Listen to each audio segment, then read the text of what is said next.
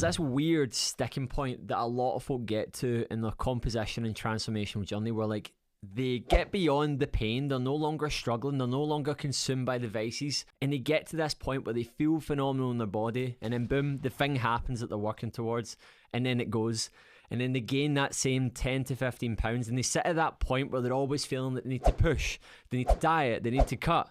And what I'm going to go through today is explain the actual psychological blocks that are happening and help you break free from them, because you can get past it and you're not actually as far away as you think. But before we get stuck into that today, my name's Christian Hill. I'm the founder of Ready for Anything, a coaching program for high performers, entrepreneurs, and leaders that really just want to get on top of their health and thrive in their mindset and thrive in everything else they do. So make sure you've hit subscribe to the channel. So to better understand this, we have to kind of better understand the psychology that's taking place when we go through change. So when most people start out a journey, they're running away from pain. They're just like, I don't want to be here anymore. I don't want to feel this way. I don't want to look this way. My self-esteem's low. My confidence is low. I want to improve myself. And they do that. They improve their nutrition, their relationship with food.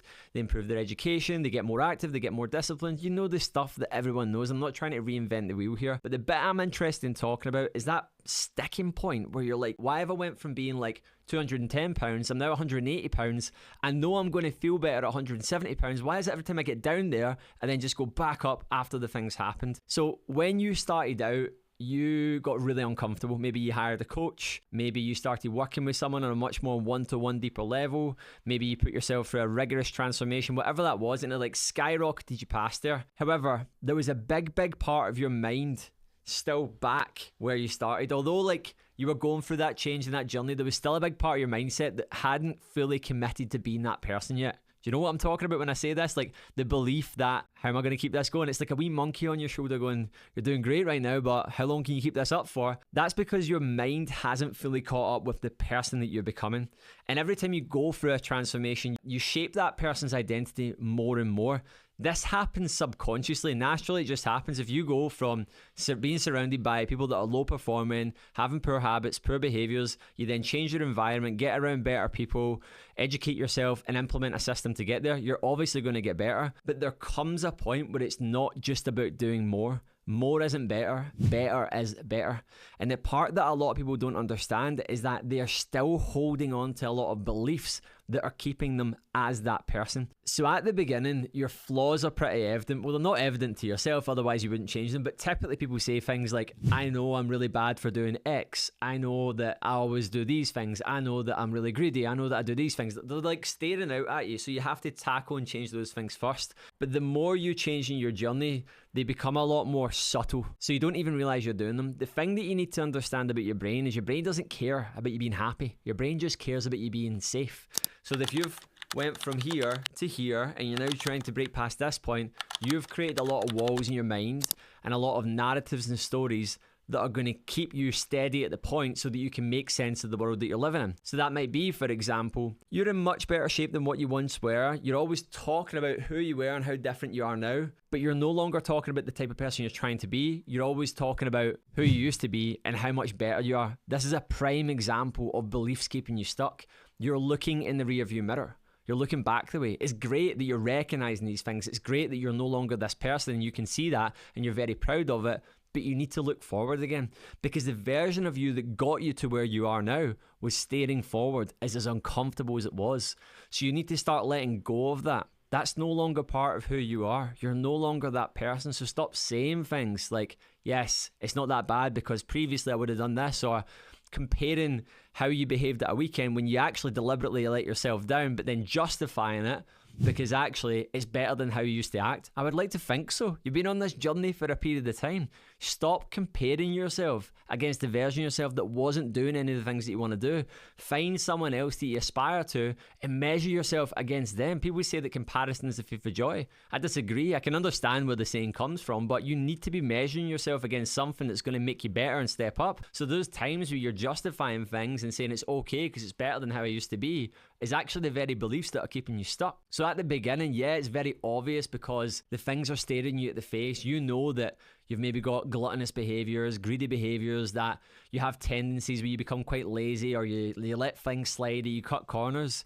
They become less obvious the more that you evolve, but you have to identify what those beliefs are that are keeping you there. Another one is not just justifying where you are, because of who you previously were, but justifying something that you said and not owning it. So I'll give you an example of this right now. I actually spoke to a client about this recently. They're going through a huge amount of change, and they were basically talking about how they felt within themselves, and basically they've been at a point that I'm talking about here where they've seen lots of success, and then they keep floating back the way they gain that same 10 to 15 pounds and they can't seem to get past there. The thing I need to remind you about this is that you're not out of control. The fact that you're maintaining your weight at a weight that you know isn't where you're optimal at, and you know that you're more capable than that, shows that you're not out of control. If you're maintaining the same weight but you're not satisfied at that weight, it's not a food management issue, it's a belief issue. If your weight was consistently spiking up and down out of control, then yeah, it would be a food management and a caloric intake issue. But you actually understanding that your beliefs and the stories that you're telling yourself are the very thing that's keeping you there, that's the gold. That's what you need to realize. So accepting that. So back to that story about my client there. They were talking to me and I was just listening to them and I was observing the patterns, and every time they went to say something about how they were feeling, it was immediately backed up with, and I mean, that's okay because this is the way it is, or I'm here. And I was just listening to them and I said, say what you need to say right now. They were like, what do you mean? I was like, say what you want to say right now. And what they actually wanted to say is, when I walk into the gym, I feel like the most out of shape in there. And I was like, own it. Stop trying to dress it up. Stop trying to protect it. Stop trying to wrap it up as something else. Own it and do something about it, because you've already done it. And remember who I'm talking to here. I'm not talking to someone that's brand spanking new. I'm talking to the person, you that's watching this right now, that keeps hitting that same sticking point and can't get past it. What is the language and the words and the stories and the narratives that you're saying to justify why it's okay to feel the way you're feeling? It's not okay to feel the way they're feeling. If you're not happy and content with yourself, that's not okay. Do not accept that for yourself and do something about it. But recognize the language you're using, the words you're saying, and the things that you're doing to protect yourself there, because it's so subtle. The thing that you need to remember is that we're master manipulators, man. We'll do everything in our power to stay safe because it's like a threat to our system. You've found a level of homeostasis in this new way of living. I'm not saying it's bad. I think it's great what you're doing.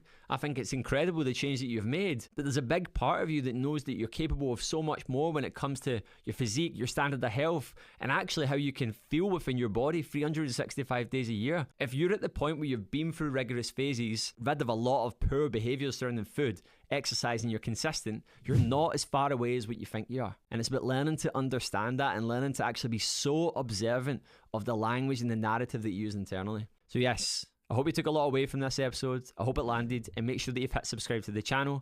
And if you need any more assistance on how to actually go through this type of change because you're sick of living and staying in average, then drop me a message and let's talk, and we'll see how we can do that together.